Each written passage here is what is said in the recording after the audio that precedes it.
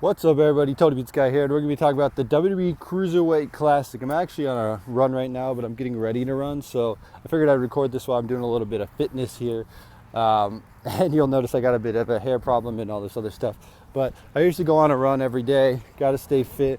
Running now, this is wrestling promotion, and I want to be in tip-top shape when I do this promotion because I don't want to be that fat promoter who sits there, counts money, and doesn't promote fitness if he wants his athletes to be fit. I want to lead by example. That's what I'm doing. So that's why we're doing this right now.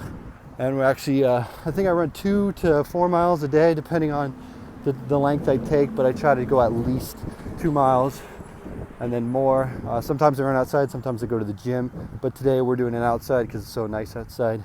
But let's talk about the Cruiserweight Classic because they're doing a really good job with this WWE Cruiserweight Classic and actually making it seem like a legit sporting contest, because they could have just called it a Cruiserweight Classic, just got some guys from the independents all over the United States and then put them in this tournament or whatever and just have it on the network.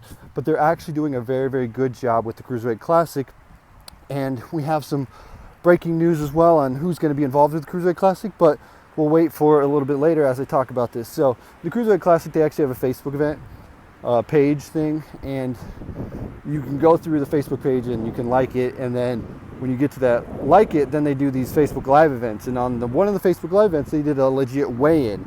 And what's cool is that it was a legit weigh-in because the weight limit for this Cruiserweight Classic is 205. Now we're talking about like cruiserweights, it's usually 200 or below, but they're going 205. Maybe it's just to get more guys in or something, but 205 is the weight limit. And what's cool is that there was, I think it was legit weigh-ins, because they had guys go up, like one of them was Tajiri and he got in, and that was cool. But they had one of the guys go up, I didn't know his name, I couldn't remember who his name was, but he went up, he weighed in, and he was 205, and everyone's like, oh, you barely made it, you barely, get him a piece of bread or something. I don't know what they said, but just so he could be disqualified or something. That was kind of funny. So they're actually legit 205 weigh-in is the weight, so that was pretty neat just to see the weigh-in. And then they actually are doing things like introducing you to the talent, letting you know who they are, letting you know they're from all over the world, which I think is a very, very cool thing, and just letting everybody know that this is a legit contest. Now, when it comes down to the end of it, I don't know what you're going to win. Are you going to win a main spot on the roster? Are you going to go to NXT? Are you just going to have this trophy? It's going to be a championship. Are they going to do it every year? If they do it every year, it's kind of cool. I like that. Whether they have like a Cruiserweight championship that they just have for this tournament, or I don't know. Nobody knows what the prize is. They haven't really talked about it. But we know that we have, I think it's like 24 men, or is it more than that? I think it's 24. Could be wrong. Seems like there's a 32. Could be 32. I'm just not sure about that. It's either 24 or 32. I think it's 32. I don't know. I lost my facts here because I'm walking and talking. But anyway, so you have all the best guys from around the world. They have a lot of guys from Evolve, guys from Europe. I think they have China, Chinese men, because they just went to China. Triple H was over there doing some stuff. So I think they have some people from China, but we have a lot of cool, interesting people that are going to be involved. There's some people you know, like Rich Swann. You probably know him. He's in NXT. Hasn't made his official debut, I don't think, but now he's going to be there. So that's pretty cool. So that's cool. We got guys from all over the world. We wonder who's going to win. I think we're looking at Zack Saber Jr. probably winning it. I don't know. I'd have Zack Saber Jr. win it, but whether he does or not, we'll have to wait and find out. So with this Cruiserweight Classic, we also want to mention the late breaking news that we are going to talk about for this Cruiserweight Classic, and that is who's going to be hosting it, I guess. I don't know if they're going to be commentary or just like hosting. I'm assuming they're going to be on commentary.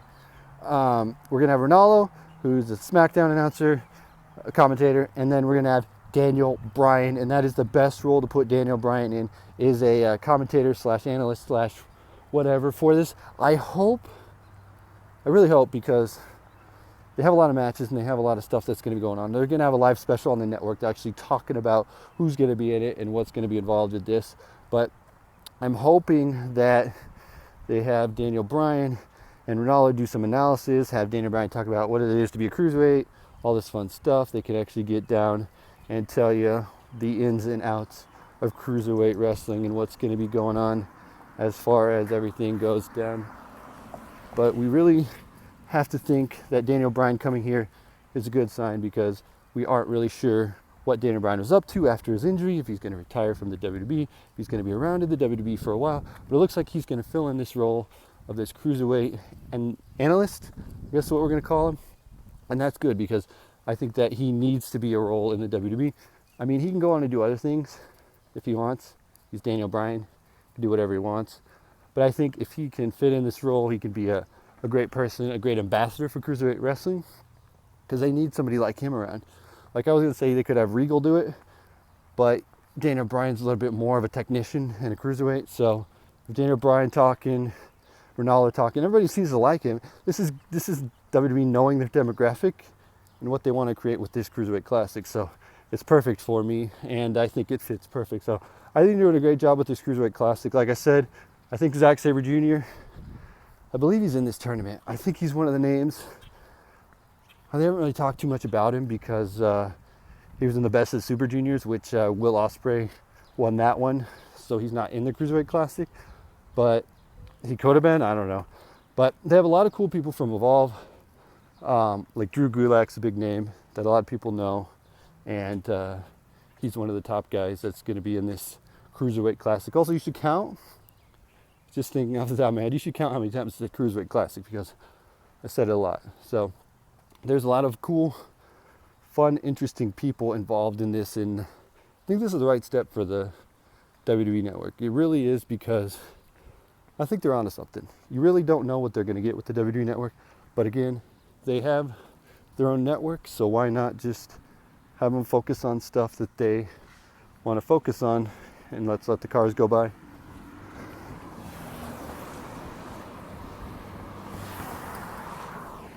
This is a busy street. Oh yeah, so back to the WWE Network. They have this network. I said they should do more live specials. They're doing more live specials. They're doing the Cruiserweight Classic. It's great. I think this should be an annual thing, year round, just so the WWE audience can love it, like it.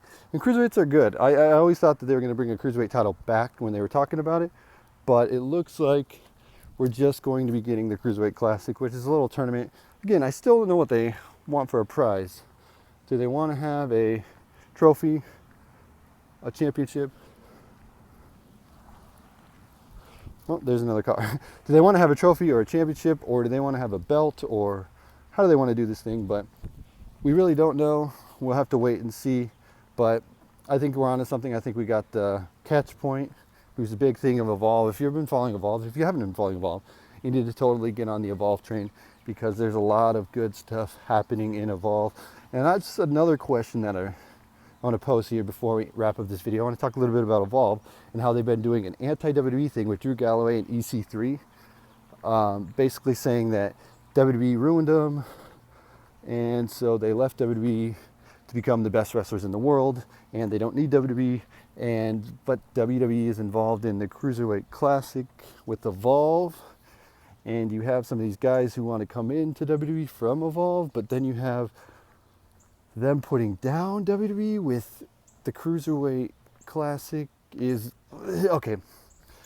Drew Galloway, awesome talent. EC3, awesome talent. Those two together putting down WWE, awesome stuff. Where does this lead them? Do they actually get a WWE contract out of this and do some sort of storyline where they're like anti-Cruiserweight Classic? What if, right?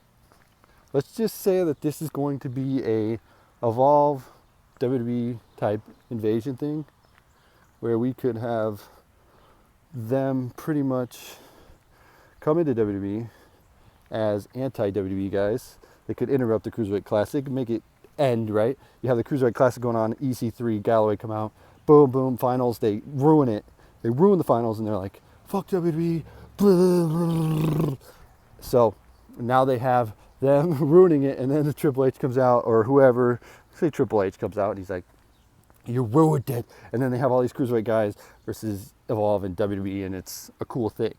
I don't know. It's just an idea. It's a little fun, cool idea they could do. But we'll have to wait and see where they're actually going to go from here. Anyway, guys, let me know what you think about Evolve going on right now. The anti-WWE stuff. It's really weird to know what the anti-WWE stuff is, because I don't know where they're going with this.